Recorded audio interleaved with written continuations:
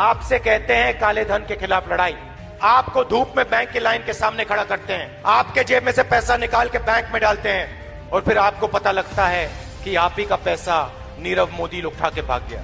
35,000 करोड़ रुपए आपकी जेब से निकालकर उसकी जेब में। मेहुल चोकसी, ललित मोदी।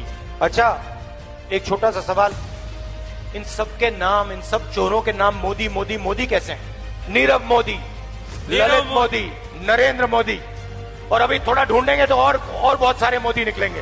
ये वही बयान है जिसके चलते राहुल गांधी को 2 साल की सजा हुई है मानहानि के केस में। ऐसा पहली बार हो रहा है कि किसी मानहानि के केस में किसी नेता को 2 साल की सजा हुई है। इसको लेकर अब कांग्रेस बिफर पड़ी है, सरकार पर जमकर हमला बोल रही है और तो और सरकार के खिलाफ अब सड़कों पर भी उतर आई है। आज सुबह जब राहुल गांधी सूरत कोर्ट पहुंचे तो वहां पर जज ने उनसे पूछा कि आपको 499 और 500 की आईपीसी के धारा के अंतर्गत मुजरिम बनाया गया है, आपका क्या कहना है? इस पर राहुल गांधी ने जवाब दिया कि मेरा कुछ कहना नहीं है, मैंने वही किया जो एक राजनेता को करना चाहिए। देश में भ्रष्टाचार हो रहा है और उस भ्रष्टाचार के खिलाफ आवाज उठाना मेरा कर्तव्य था, मैंने सिर्फ अपना फर्ज निभाया है। जिसके बाद सूरत कोर्ट ने राहुल गांधी को 2 साल की सजा सुनाई है। इसको लेकर कई नेताओं का बयान भी आया है। इसको लेकर अरविंद केजरीवाल ने भी अपना एक बयान दिया है। उन्होंने अपने ट्विटर हैंडल पर ट्वीट किया और लिखा, गैर बीजेपी नेताओं और पार्टियों पर मुकदमे करके उन्हें खत्म करने की साजिश हो रही है। हमारे कांग्रेस से मतभेद है, मगर राहुल गांधी को इस तरह मानहानि के मुकदमे में फंसाना ठीक नहीं। जनता और विपक्ष का काम है सवाल पूछना। हम अदालत का सम्मान करते हैं पर इस निर्णय से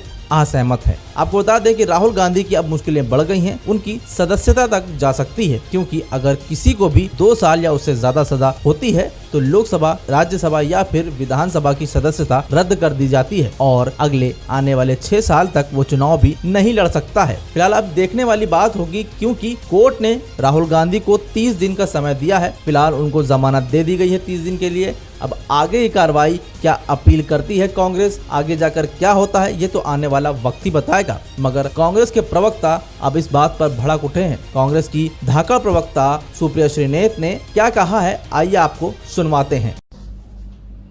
पूरा तंत्र, पूरी सरकार, सारे संसाधन, चरण चुंबक मीडिया, सरकार की सारी एजेंसियां और खुद प्रधानमंत्री मोदी एक अकेले आदमी को चुप कराने में क्यों जुटे हैं?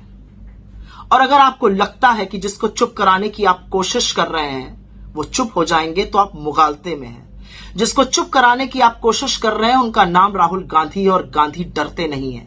वो सत्य की लड़ाई पूरी शिद्दत से और ताकत से लड़ेंगे। आप क्यों डरे हुए हैं ये मैं समझती हूं, क्योंकि राहुल गांधी ने आप एक झटके में आपका पूरा मुखौटा बेनकाब कर दिया है। राहुल गांधी जी आपसे अडानी पर सवाल पूछते हैं। वो पूछते हैं कि अडानी के ऊपर बेनामी संपत्ति इस देश में लाने का आरोप है, आप जांच क्यों नहीं कर रहे? वो पूछते हैं शेल कंपनीज का आक्षेप है, आप जांच क्यों नहीं कर रहे? वो पूछते हैं कि एसबीआई और एलआईसी ने अडानी में पैसा क्यों लगाया? वो पूछते हैं कि आपकी विदेश नीति अडानी को कॉन्ट्रैक्ट दिलाने में क्यों लगी हुई थी? वो पूछते हैं कि अडानी को 609 नंबर से दूसरे नंबर तक ले जाने में आपकी भूमिका थी, तो ये रिश्ता क्या है और ये क्या कहलाता है? इन सवालों का जवाब नहीं है आपके पास। संसद से आप भाग रहे हैं, संसद की कार्रवाई आप स्थगित कर रहे हैं, माइक को आप ऑफ कर रहे हैं, संसद को म्यूट करने का कुत्सित प्रयास आप कर रहे हैं। राहुल गांधी के खिलाफ आप कितनी भी ट्रोल आर्मी छोड़ दीजिए, वो राहुल गांधी हैं और वो सत्य की लड़ाई और पुरजोर तरीके से और मजबूती से लड़ेंगे। दिक्कत क्या है आपको कि उन्होंने नीरव मोदी को और ललित मोदी को और मेहुल चोकसी को चोर बुला दिया?